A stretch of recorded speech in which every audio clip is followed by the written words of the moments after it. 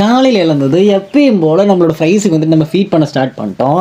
Already நம்மளோட சேனல்லையே வந்துட்டு ஒரு ஷார்ட்ஸில் இம்போர்ட்டட் கப்பி ப்ரீட் பண்ணி குட்டி எடுத்துருந்தோம். அது என்ன குவான்டிட்டியில் எடுத்துருந்தோம் அப்படின்னு சொல்லி நம்ம வீடியோ போட்டிருந்தோம். அதோட அப்டேட்டு கொடுக்குறேன்னு சொல்லியிருந்தேன். அதெல்லாம் எங்கடா அப்படின்னு சொல்லிட்டுலாம் கோவப்படாதீங்க. ஏன்னா அந்த ப்ரைஸ் தான் இது. சத்தியமாக சொன்னால் நம்ப மாட்டீங்க.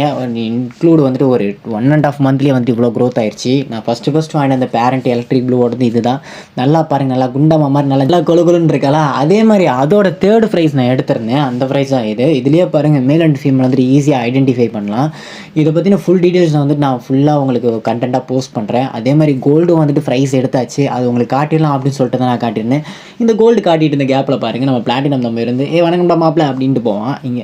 அதே மாதிரி உங்களுக்கு ப்ரைஸோட கவுண்ட்டும் குவாலிட்டி நல்லா வேணும்னா நீங்கள் எடுக்கிற அந்த பேரண்ட்டை பொறுத்து தான். இதில் பாருங்கள் மேலோட குவாலிட்டி எப்படி இருக்குது. நான் பொதுவாக வந்துட்டு ஒரு கப்பி இம்போர்ட் ப்ரீட் பண்ணுறதா இருந்தாலும் 1:2 ரேஷியோவில் அந்த மாதிரி தான் விடுவேன்.